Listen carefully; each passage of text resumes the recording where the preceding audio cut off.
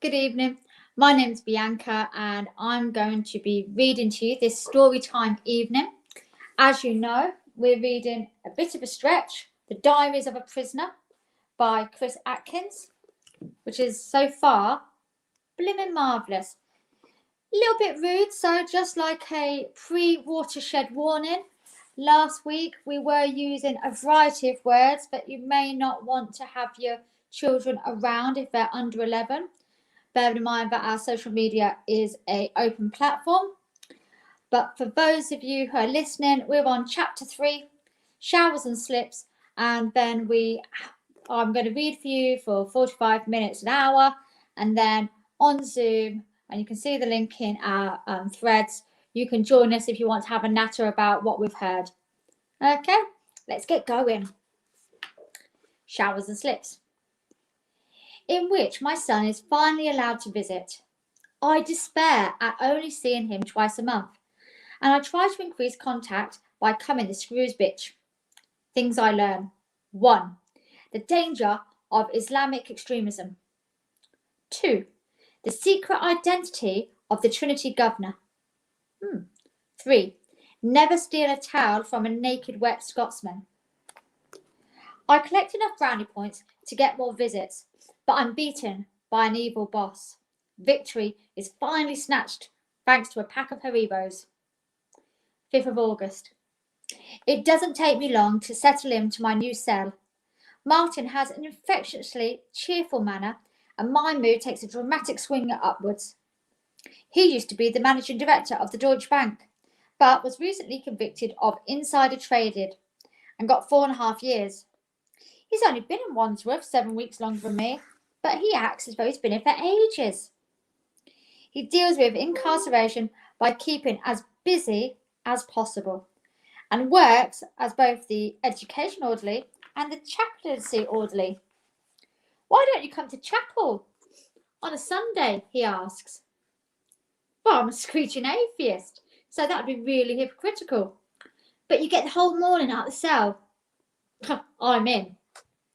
Martin puts my name on the Protestant service list. Sunday morning, we assemble in a little chapel, tackled into the K-wing. The congregation is made up of the White Collar Club, various committed Christians and marbles, who famously desiccated in the K-wing showers. He lurches, Marbles does, around in various states of inebriation, undressed and clutching a milk carton. Steve the chaplain does a fairly decent sermon, and we have a jolly good sing-song. We do indeed get the rest of the morning out in a wing, and I write to Ted to tell him to get his arse over here. 6th of August. Kit is finally coming to visit. I have no idea what impact the last 5 weeks have had on him. For the previous 3 years, he's been living with me half of the week, and he would usually insist on sleeping in my bed. Since coming inside, I've had nightmares about him not recognising me, or if he refuses to talk to me. I walk into the visit halls looking like an anorexic Robinson Crusoe in a purple bib. Kit sprints up and hugs me tight. Daddy, read me a story. He's been obsessed with books since he was a baby, and he sits on my lap while I read him several Mr. Men books. He's just had his 4th birthday, and he tells me about all of his new toys. We don't talk about why Dad is living in a strange building. He's clocked that I'm not at home anymore, but is unlikely to understand the reason for my incarceration. I myself, I can hardly get my head around it either. I neck a lot of coffee and I wolf down a pie, while Kit drinks Ribena and chocolate. Despite the bizarre surroundings, it is extremely uplifting to sit with my family, just for a little while. It's as if I've been watching an incomprehensible film in Russian and someone has briefly turned on the subtitles. When the hour is up, we have a group hug, and then they disappear. I assume that the visit would boost my spirits, but it suddenly hits me. I'm only allowed 2 visits a month, so I'm not going to see Kit for another fortnight. I stagger back to the Trinity, feeling as if my foundations have just been destroyed. A sign proclaimed that maintaining family ties is vital for prisoners' rehabilitation, and this was recently echoed by Liz Truss, who said that a prisoner's family is the most effective resettlement agency. Given the divisory visits allowed, these statements, they just twist a knife in ever further. I tell Martin how terrible I feel about being separated from my son. He sympathises as he's got 2 young kids of his own. It will get a lot better once your IEP level goes up to enhanced. Then you get a visit every week. The rules state that I have to wait 3 months to become enhanced, and I tell Martin that I don't really care about wearing my own clothes, but I can't wait to see Kit every week. He laughs. Fucking wait 3 months. The IEP system is so complicated that no one understands it. I got made enhanced just after 5 weeks. He suggests that I need to do a serious bit of bootlicking to get some positive IEPs on my file and then pitch myself to a senior officer. I resolve to disappear up as many screws arses as possible. Evening, Laurel. Glad you're joining us tonight. I'm going to keep going. 7th of August. My brown-nosing crusade coincides with the regime getting squeezed on all sides. Morning free flow is pushed back to 8:30 afternoon. Free flow doesn't start until 3. And in the end of the S&Ds, that creeps earlier to 5:30. This results in a less 90 minutes out of the cell. Both free flow and S&Ds start being randomly cancelled without notice, just as another heat wave kicks in. Like so many other problems in Wandsworth, the diminishing regime is a direct consequence of officer numbers being hacked to the bone. The increasingly tighter schedule means that I am unable to speak to Kit every day. He's often with his childminder at 5:30, by which time our S&Ds are over. When I do get through, Lottie puts me on speakerphone to facilitate the conversation. This has worked well, but it's a nightmare when I'm in S&Ds. There are no booths and the phones are tacked to the wall, and there's noisy games of table tennis and snooker and table football, and the din is so loud. The loud is so loud, but it's impossible to hear what Kit's saying. Today, I can just about make out that he's planning a tea party. Daddy, can you come to my tea party? I go back to my cell and I cry my eyes out. 9th of August.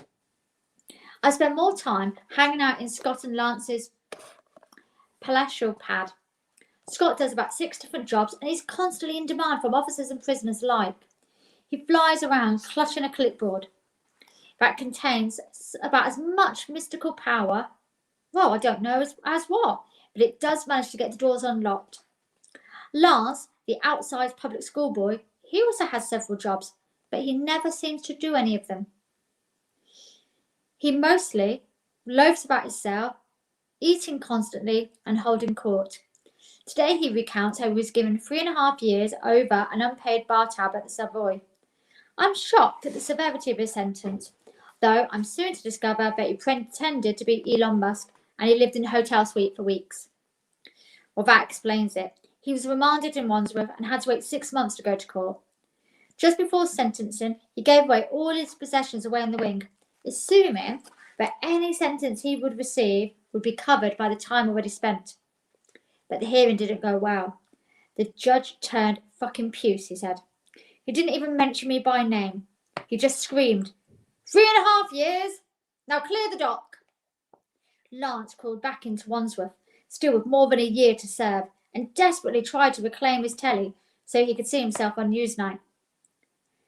Lance doesn't take prison remotely seriously. He loves schoolboy pranks and will frequently barge into our cell, pretend to have a crap in our toilet. One time he convinces an officer to hand me a fake application form stating that my transfer to HMP Hull has been approved. I soon retaliate and submit a property application in his name, requesting a small rock hammer and a poster of Rita Hayworth. 11th of August. Lance sticks his grinning head around our door. There are a couple of jobs going out, handing out visitation notice slips. They offered it to me, but I simply can't be fucked. Well, this presents a fantastic opportunity to worm my way into the Screw's good books. Martin and I snap up the jobs. We're given 2 clear plastic A4 pockets full of paper slips informing prisoners of their impending visits. The IT revolution has clearly passed Wandsworth by, and as the slips have all been written out by hand. I'll do H wing, says Martin, and you do G. He hands me the spare clipboard, which feels like a torch being passed by Olympians. To say that the power goes to my head is an understatement. Flush with the bureaucracy of the authority, I march to the end of the H wing, where a gaggle of prisoners are trying to argue their way through the locked gate. I wave my clipboard at the officer. I've got to deliver these to G wing, I call out officiously. The screw allows me to pass, and I have to retain myself from clicking my heels. Passing through the big black gates of G wing, I feel like I'm entering Mordor. The air is thick with satanic screaming and the sounds of door being kicked. I beetle around the landlords, handing out the slips. Several are missing, so I have to verbally notify some of the prisoners about their visits. After I've knocked on a few doors, I soon realise why Martin gave me G wing. One guy demands to know who's visiting. I say I don't know. He goes ballistic. Another lad has an unexpected legal visit, which sends him into a gibbering despair. I later learn that this usually means that the police are coming to serve new charges. Many inmates just lie on their beds in a vegetative state, and they don't even acknowledge my existence. Quite a few demand I bring them burn or drugs from nearby cells, and when I decline, oh, they scream abuse. I find the experience mildly traumatising and scurry back to the sanctuary of H wing. Everyone now is locked away, apart from Martin, who's drinking tea in Lance and Scott's cell. They find my G wing baptism of fire hilarious. After a while, a screw comes to lock us up. Our new jobs have given us additional 45 minutes out of the cell, and Martin breaks out some Jaffa cakes to celebrate. 12th of August. Delivering the visit slips on G wing continues to be pretty nerve-wracking. I'm walking along all the floors when an officer calls me from the landing below. Hey, do us a favour and give a message in the Guy 420. I leap at the excuse to curry favour with the officialdom. Course, Gov, whatever you need. Tell him he can't have his meds today. Tar. Phew. Well, I beetle down to 420 and I tap on the locked door. Afternoon. I just want to let you know that you can't have any medication today, I tell him. Well, the prisoner attacks the door with such ferocity that he smashes the observation panel. I jump out of the way to avoid the broken glass. The screw walks away chuckling, and I limp off, twitching in fear, resolving to quick delivering these bloody slips. Scott is at the end of the landing. Oh, you're not falling for that old chestnut, are you? He picks up the phone receiver and starts to dial. I had no idea we could call from different wings. Do these phones work? Of course they work. I never call from H wing during S&Ds. It's full of screaming cunts. I always phone from G wing when it's locked down. It's quiet and there are no queues. Apart from a couple of spice dealers nipping between doorways, G wing is always pretty deserted. I call Lottie and have the best conversation with Kit since I've been in prison. As I leave the wing, I spot the screw who'd stitched me up, and I ask if I can have a positive IEP for my trouble. He agrees to write up a nice note for my file, and I actually skip back to the cell. I start calling from G wing while I'm delivering slips and add more family and friends to my phone pin. I tape their numbers to the inside of my clipboard so I can craftily snatch a call when the opportunity arrives. 13th of August. I returned to the cell to see Martin decked out in pristine Sports Direct tracksuit. Becoming enhanced has eventually gained him access to his prop box, and he's cast aside his prison clothing. We are now visibly poles apart, and I feel like Baldric lurking behind Blackadder. Martin now has an incredible £37 to spend on his canteen sheet, and generously orders extra goodies to share out. He also buys a duvet and unpacks it, as if he's unlocking a brand new Porsche. I'm still stuck with a horrible itchy orange prison blanket, and I experience a torrent of middle-class envy that only heightens my desperation to become enhanced. Martin and I have become increasingly competitive. A few doors down from us is a mini gym. It's essentially 2 cells knocked together and contains some creaking fitness machines. Access to the exercise yard is pretty haphazard, so I endeavour to get to the gym every day to do some running. Martin starts logging our times for the 5K, and he produces a spreadsheet listing our achievements. I keep pushing myself faster and faster just to beat his personal best. 14th of August. I'm already sick of H-Wing shower room, which is down on the basement level. There's hardly any ventilation, steam fills the air and condensation drips from the ceiling, which is just above my head. The changing area is an inch deep in water, and it's always rammed with bodies. 180 prisoners have to share 6 shower heads in 2 opposing rows. Today, I'm showering directly opposite a disabled Scottish guy. He's very stocky and has an ironclad jaw, and he tries to wash while clutching a pipe. I hop out and pull my tracksuit bottoms on over my dripping wet pants. As I start to leave, I angrily hear him say, "You stole my fucking towel." The naked, crippled Scotsman is in a hot pursuit with a raised fist. "No, I didn't," I stammer, and I back into the darkened corridor. He follows me out, and a couple of young prisoners start shrieking with laughter. I protest again, but realise in horror that I already have my towel around my neck, and the one I'm holding, yep, it must be his. I try to apologise, but the hyena-like cackles from the audience make communication impossible. The Scotsman snatches his towel back and barges back into the shower room, grunting like Ramsay Nesbitt. I return to the cell and hurriedly change my pants, which is highly appropriate given what's just transpired. I slowly calm down and design a plan to remedy the situation. Martin has a stash of spare towels, and he said I could help myself. I take one and I head to the shower room, where the Scotsman is getting dressed awkwardly. I offer him a fresh towel as a peace offering. Assuming that I've come to taunt him, he leaps up, fists primed. The spectators can't believe that our show is a second act, and they howl with laughter. As I run away again, I lock myself in the cell, realising I may well have just made things 10 times worse. Martin returns, and I confess to accidentally robbing an angry naked Scotsman. Martin pisses himself. Angus does have temper issues, but he's a softie, really. He disappears and returns later with Angus, who is no longer waving his fists around. I grovel an apology. Angus is fairly sheepish about his overreaction, and I insist on giving him another towel. 15th of August. Dry lining moves on to practical work. We're issued with overalls, boots and gloves, and I'm ecstatic to get 2 blue bounce-back t-shirts.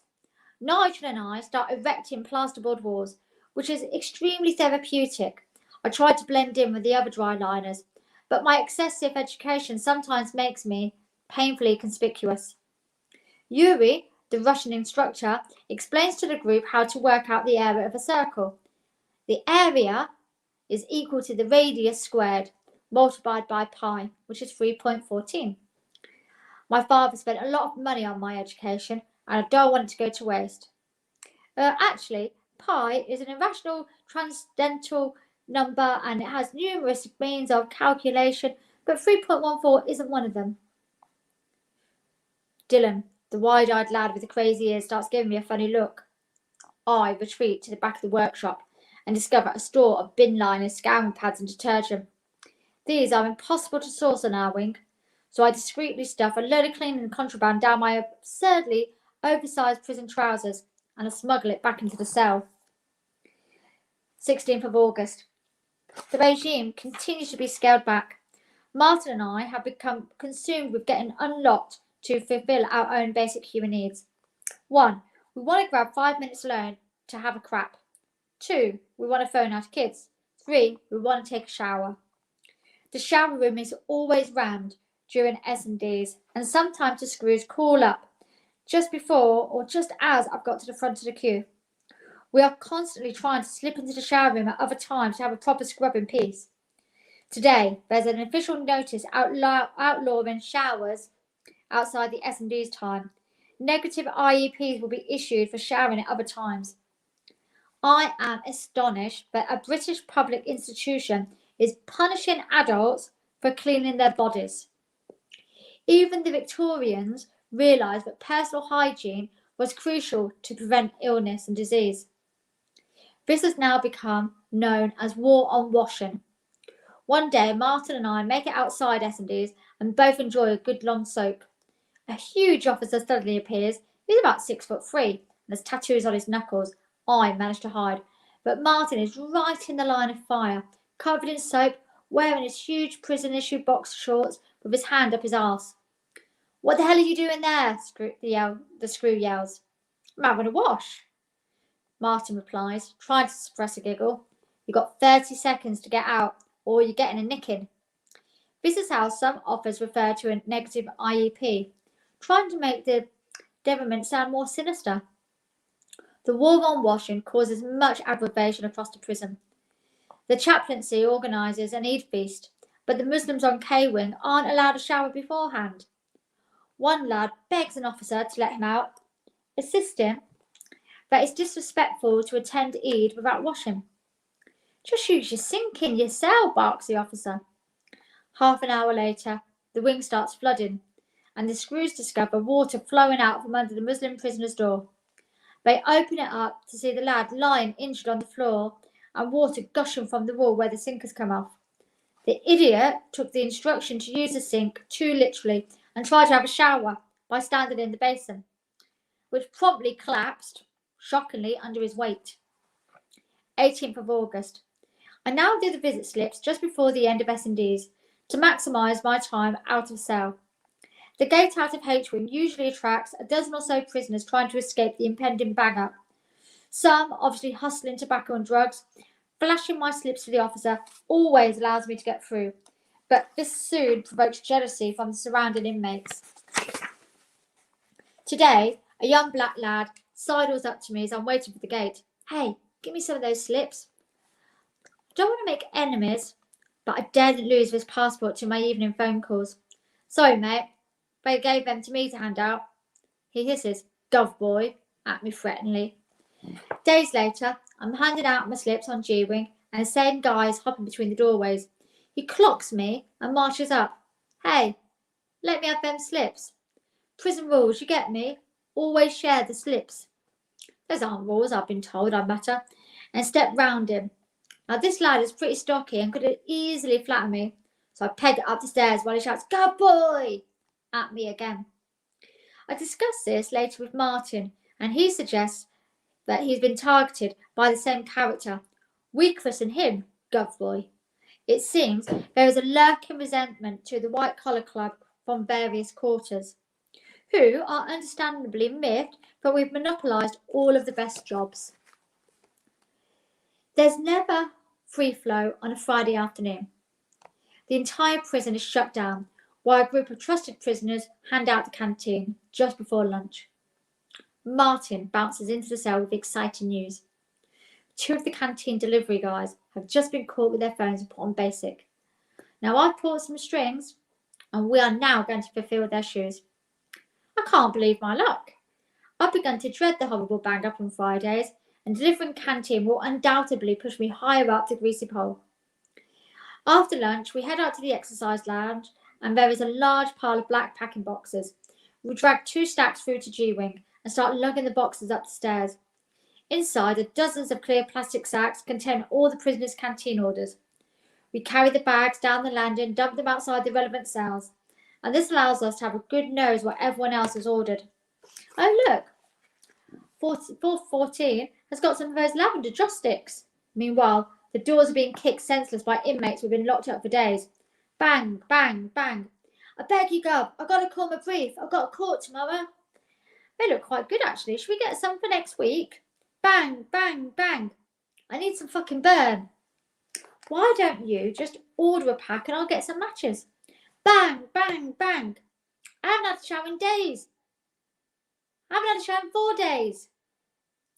I've been given serious consideration to a tub of his chocolate spread.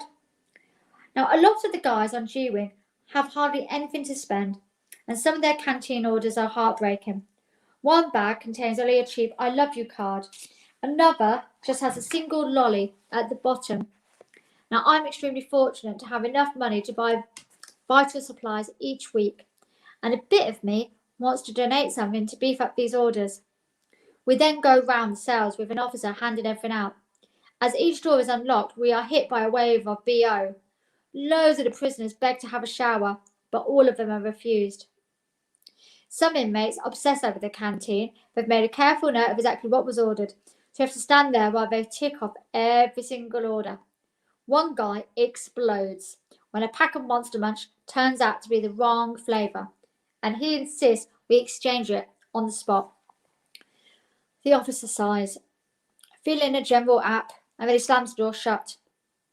I remember how infuriated I was the other side of the door, and I marvel at how quickly I've turned into the screws bitch.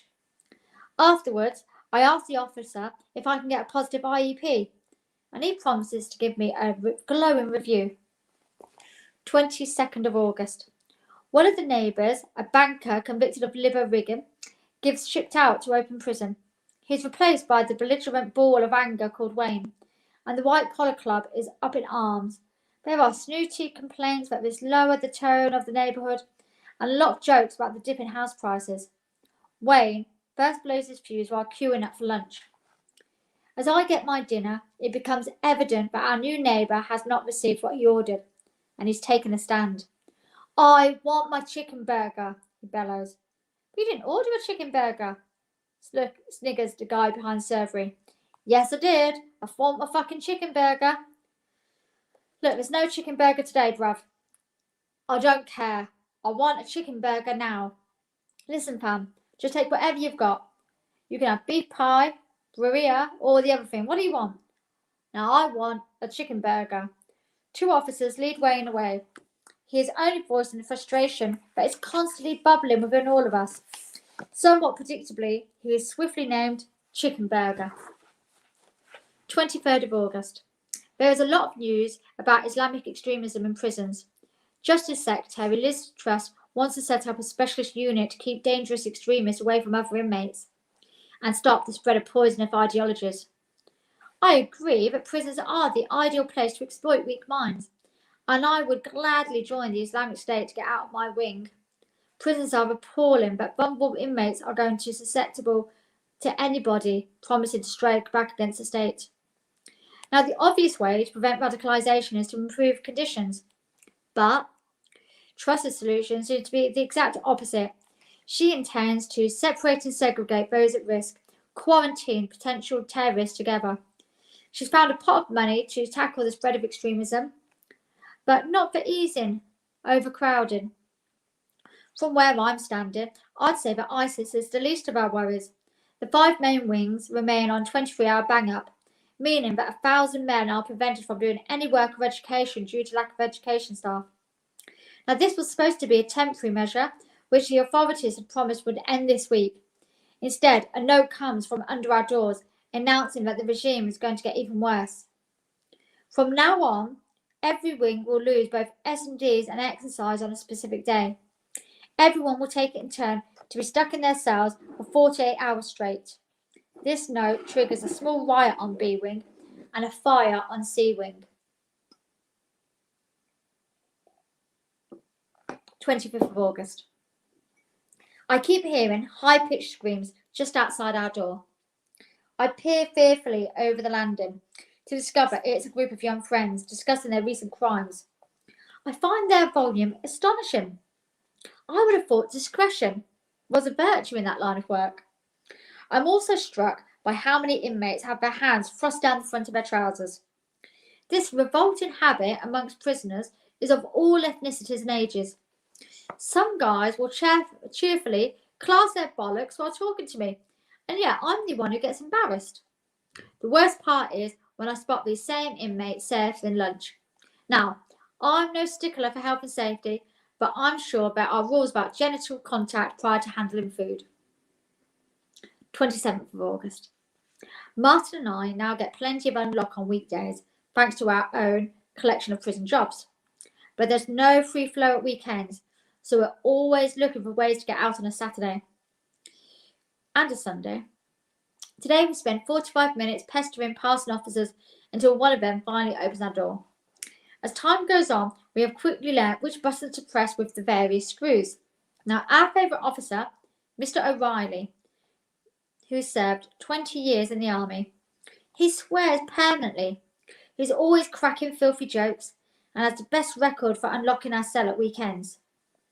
He opens us up at 9 a.m, calls us both a couple of cunts and goes for a fag in the laundry. Once we're out, the trick is to stay out. I start instinctively grabbing my clipboard every time I leave the cell. It is as incredibly effective. It convinces officers that I'm doing something important. Whenever a hostile screw appears, my tactic is to look busy and keep moving. If challenged, I'll ask a complicated question to try and throw them. This buys me a few crucial seconds, during which something far more serious will hopefully grab their attention. I end up deploying much of these same strategies that I used at school around avoiding playing rugby. Now, when I return from delivering the slips, I always drop by Lance and Scott's cell. That keeps me out for another 20 minutes. This afternoon, Lance is in the middle of a long anecdote with Officer Cox, and he appears at the door and politely taps his watch. Lance waves haughtily as if dismissing a flunky and continues his story. We find this hilarious, although Mr. Cox looks slightly pissed off. On Sunday morning, Mr. Cox is back on duty and refuses to unlock any of us. Through our observation panel, I watched the pantomime unfold opposite. Lance and Scott refuse to accept their bang up and keep pressing their emergency button, making a little red light flash outside their cell. Mr. Cox appears, engages in a heated discussion, and angrily switches off the light, walks away. 5 minutes later, the light goes off again, the whole rigmarole repeats. Scott and Lance then go into litigation mode and push a piece of paper under the door. After much debate, Mr. Cox reluctantly signs the document and passes it back. I later see this hastily scrawled disclaimer, which absolves Scott and Lance from the dire consequences of them being unfairly banged up. I'm taking this all the way to the top, Scott fused. I have to get out every Saturday and Sunday morning to do my P2P work. Otherwise, all hell's going to break loose. What's P2P? I ask. It's a prisoner-led initiative designed to facilitate the flow of new arrivals into their designated pathways while addressing the skills, communication, and employment aspects of their needs. Well, this means nothing, but I instinctively feel that I should be a part of it.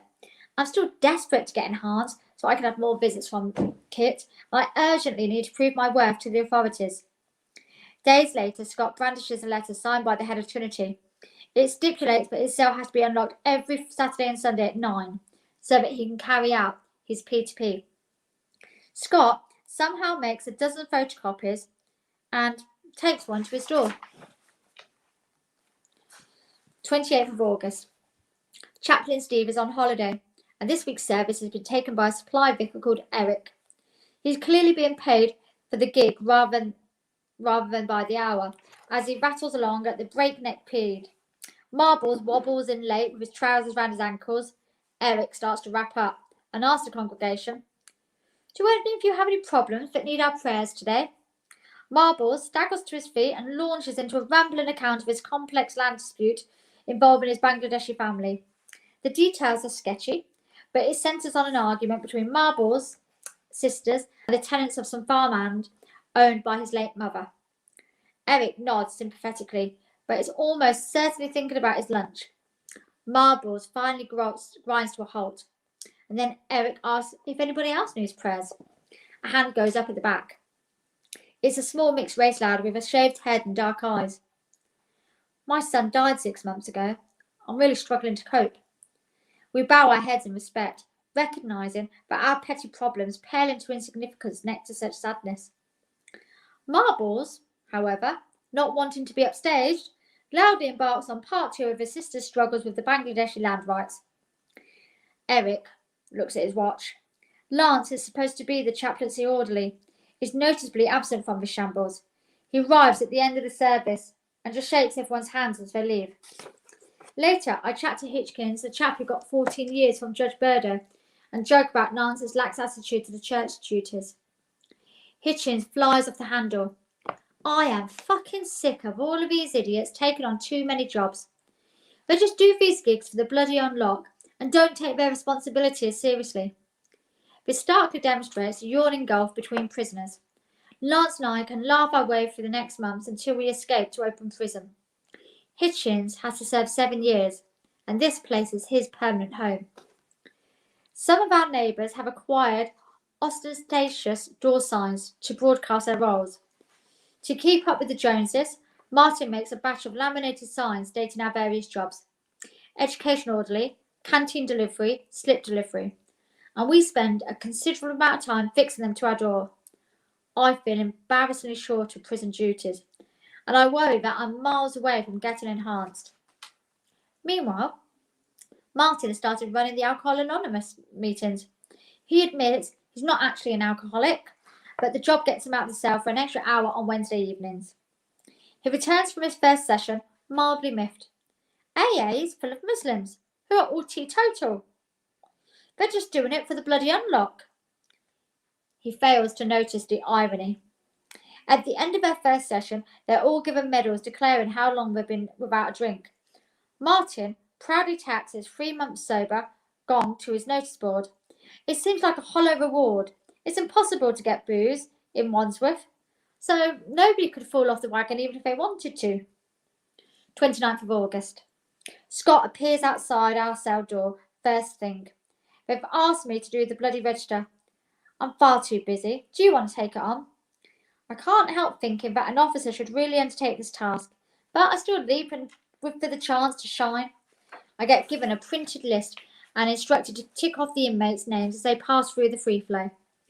The centre gates open soon, and the clump of G-Wing residents surge towards me. Trying to find them on the sheet is harder than it sounds. A lot of them have limited English, and some are genuinely unsure how to spell their names. The screw keeps yelling at everyone to keep moving, and I'm jostled by the stampede. In front of me, a Polish con with missing teeth grunts, "Kashilovkin." And I say, okay, does it begin with a... I don't know what that begins with. What does it begin with? Shligovkin. Sorry, I can't see where you are on my list. By the process of elimination, I work out that his name does not begin with a K. It begins with a U. And doing the register means that I get unlocked 10 minutes before everybody else, enabling me to call Kit before he goes to nursery. Another little piece of my brain starts to heal. 30th of August. I've got another visit from Lottie and Kit. Getting across to visit the hall is always fraught, as we have to wait in our locked cells to be collated by the officer. This never happens on time, and I pace up and down impotently, increasingly fearful that I've been forgotten, and the schedule frequently runs an hour late. So by the time I'm picked up, my blood pressure is through the roof. We're led across to the revolting waiting room, which actually provides a welcome buffer to calm down before the visit. It's also a great space to pick up prison gossip.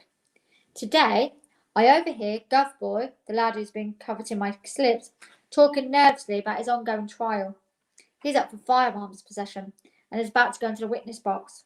One of his mates advises him to be a man, stand tall in front of the jury. Now, before I can stop myself, I start giving him tips on cross-examination. You need to slow down, be respectful, and think before you speak. Another of Gov Boy's associates agrees.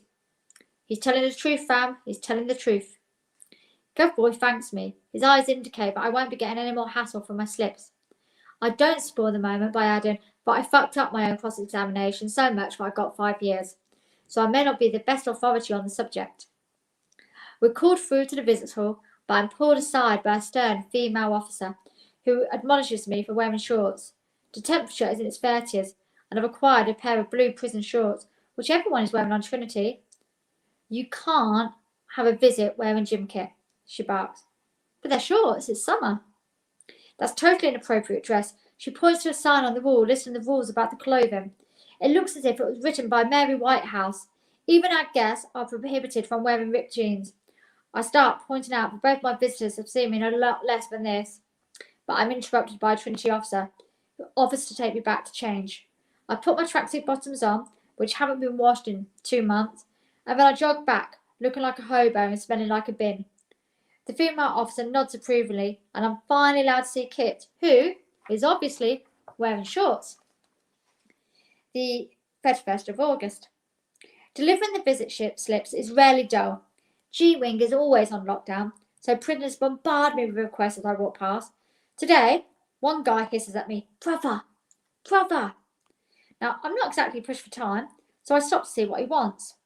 "Do me a favour, I beg you." Through the observation panel, I watch him tear off some loo roll, and he twists it into a wick. Take this to the next cell, yeah? And get my brethren to spark it up. He wants me to take stuff to this burning bog roll back under his door so that he can light a spliff. Now, I politely decline this on the grounds that 1. The gap under the door is less than 2 millimeters, so his plan is doomed for the practical reasons, if nothing else. 2.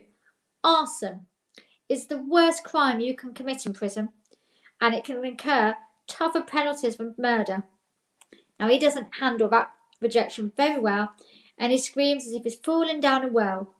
I slip away and call home.